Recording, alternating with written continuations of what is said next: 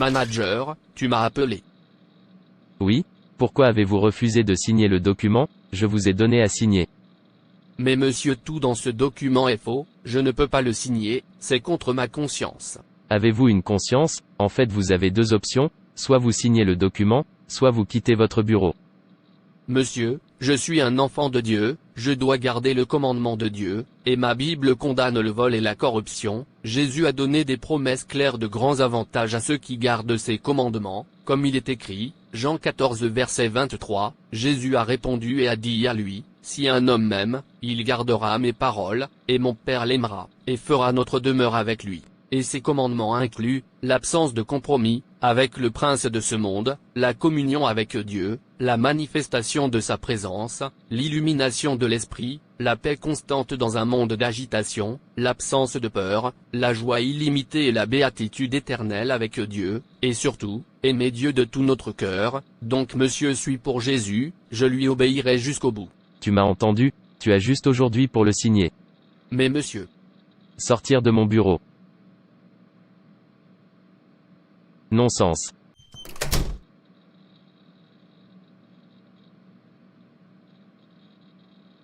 Merci Jésus. Ô Dieu, que dois-je faire? Pourquoi cette tentation? Tu sais que j'ai souffert pour obtenir ce travail, et je ne peux pas me permettre de le perdre. Sauve-moi, souviens-toi que je suis ton serviteur, ne me donne pas de tentation plus grande que moi s'il te plaît Dieu. Peter, que fais-tu ici? Il est tard, tu ne rentres pas à la maison. Quel est le problème? Pourquoi es-tu comme ça? Mon manager essaie de me faire pécher contre Dieu, il me demande de signer un faux document. N'est-ce pas une tentation? Est que tout? Si vous êtes un enfant de Dieu, pourquoi craignez-vous la tentation et la persécution? S'ils ont tenté et persécuté notre Seigneur Jésus, qui est sans péché, qui êtes-vous pour ne pas être tenté? Vous voyez, si vous êtes un vrai enfant de Dieu, et d'année en année, de mois en mois, de semaine en semaine, de jour en jour, vous ne faites face à aucune tentation, cela signifie que vous n'êtes pas un véritable chrétien. La tentation est ce qui fait de vous un vrai chrétien, est ce qui vous fait savoir que votre nom est écrit dans le livre de vie. Lorsque vous subissez la tentation et la persécution, cela signifie que vous savez ce que vous faites. La tentation et la persécution sont ce qui vous donne une récompense sur cette terre et après cette terre. Tu ne comprendras pas. Vous devriez noter que, plus vous êtes déterminé à obéir à la volonté révélée de Dieu, plus vous recevrez de révélations de lui. Vous avez beaucoup à gagner, en obéissant au commandement de Dieu. Si vous l'aimez vraiment, faites le pas audacieux, secouez la distraction, et rejoignez les quelques fidèles. Lorsque vous êtes tenté, dites simplement non, tenez-vous sur vos positions et défendez l'amour que vous avez pour Dieu. Au revoir. Je souhaite que vous compreniez ce que j'ai traversé, avant d'avoir ce travail. Si vous comprenez, vous ne direz pas tout cela. Bonjour monsieur. Venir à mon bureau. Ô Dieu, que dois-je faire? Il m'appelle à nouveau, et aujourd'hui est le dernier jour qu'il m'a donné. Dois-je signer le faux document, ou pas? Laissez-moi signer, je ne veux pas perdre mon emploi. Maintenant je suis libre, laisse-moi partir et réponds-lui. Je suis là monsieur. Oui, l'avez-vous signé? Oui monsieur, je viens de le signer, avant de venir. Je suis désolé, vous n'êtes pas qualifié. Monsieur, que voulez-vous dire? Je l'ai signé. Je souhaite que vous ne l'ayez pas signé, vous auriez pu être promu directeur de l'autre société. Le propriétaire m'a demandé de rechercher un véritable chrétien, une personne qui craint Dieu, qui ne peut pas faire de compromis quoi qu'il arrive. Alors je t'ai envoyé un texto parce que je pensais que tu étais un vrai chrétien, mais je me trompe. Quoi? Mais c'était une tentation. J'avais peur de perdre mon emploi. C'est pourquoi vous n'êtes pas qualifié pour être le manager. Si vous êtes un enfant de Dieu, je veux dire un authentique, vous ne craignez rien, que ce soit la tentation, les épreuves ou la perte de votre emploi pour l'amour du Christ.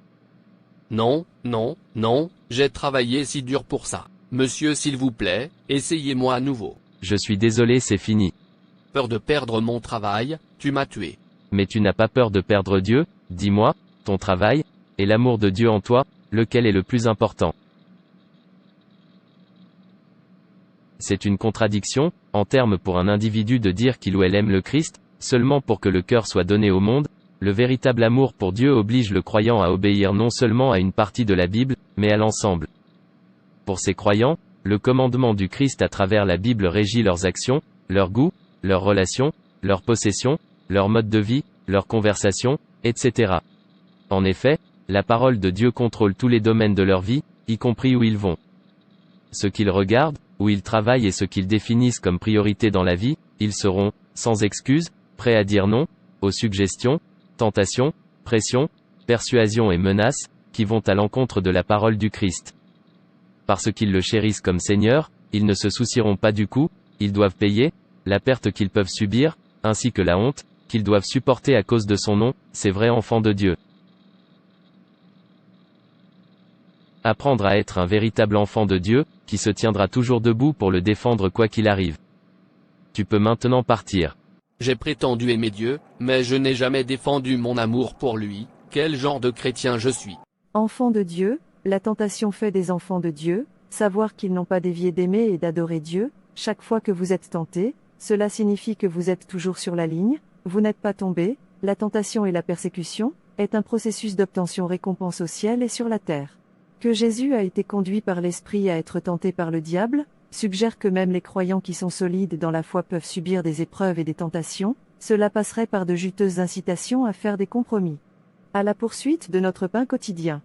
Matthieu 4 verset 3, par des offres de renommée et d'influence mondaine, Matthieu 4 verset 6, et par des suggestions pour les chrétiens de participer à des concours imprudents, avec des incroyants pour une reconnaissance personnelle, qui n'honorent pas Dieu, Matthieu 4 verset 6, Jésus le mot personnifié, a brandi l'épée de l'esprit, ou la parole efficacement, pour vaincre Satan, Jean 1 verset 1 à 14, Ecclésiaste 6 verset 17.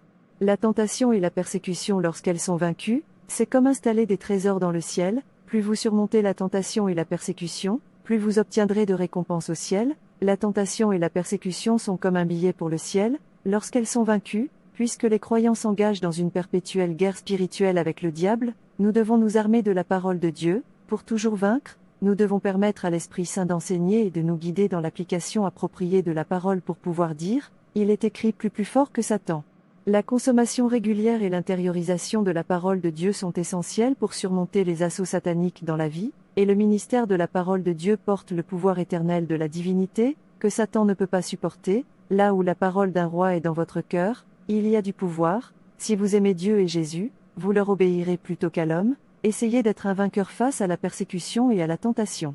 Merci d'avoir regardé. Et n'hésitez pas à vous abonner, liker et partager. Que Dieu vous bénisse. Et rappelez-vous, Jésus vous aime vraiment.